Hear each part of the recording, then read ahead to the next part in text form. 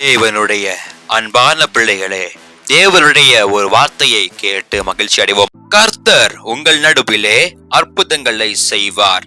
அதிகாரம் யோசுவா 3:5.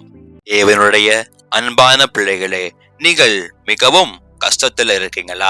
நீங்கள் என்னடா என் வாழ்வுல இவ்வளவு பெரிய பிரச்சனைகள், இவ்வளவு பெரிய கஷ்டங்கள், எத்தனை வருஷமானாலும் கடன் பிரச்சனைகள் போகலையே, என் வாழ்க்கை எப்படி போகும் என்ற ஒரு கலக்கத்துடனே இருக்கலாம். தேவ பிள்ளைகளே, யோசுவா மிகவும் கஷ்டத்தை நெருக்கத்துல இருக்கும்போது தேவன் இந்த வார்த்தையை கொடுக்கிறார். நீ அற்புதத்தை காண்பாய், உன் ஜனம் அற்புதத்தை காணும். இன்றைக்கு நீ பரிசுத்தப்படுத்திக்கோள், இன்றைக்கு உன் மனசை நீ திறன்படுத்திக்கோள், நாளைக்கு நீ அற்புதத்தை பாப்பாய் என்று தேவன் யோசுவா இடத்துல சொன்னார். இதே போல் நம்ம இடத்திலையும் தேவன் சொல்லுகிறார், நீங்களும் நானும் தேவனுடைய வார்த்தையை விசுவாசித்தோமானால் தேவன் நம் வாழ்க்கையில அற்புதங்களை செய்வார். இன்றைக்கு நம் மனதை பரிசுத்தப்படுத்திக் கொள்வோம். இயேசுவின் நாமத்தினாலே அப்பா, இந்த வசனத்தை நாங்கள் விசுவாசிக்கிறோம். நீங்கள் நிச்சயமாகவே எங்களுக்கு அற்புதங்களை செய்வீங்க என்று விசுவாசிக்கும் போது நிச்சயமாய் தேவன் அற்புதங்களை செய்வார். இயேசுவின் நாமத்தில் பிதாவே, ஆமென், ஆமென்.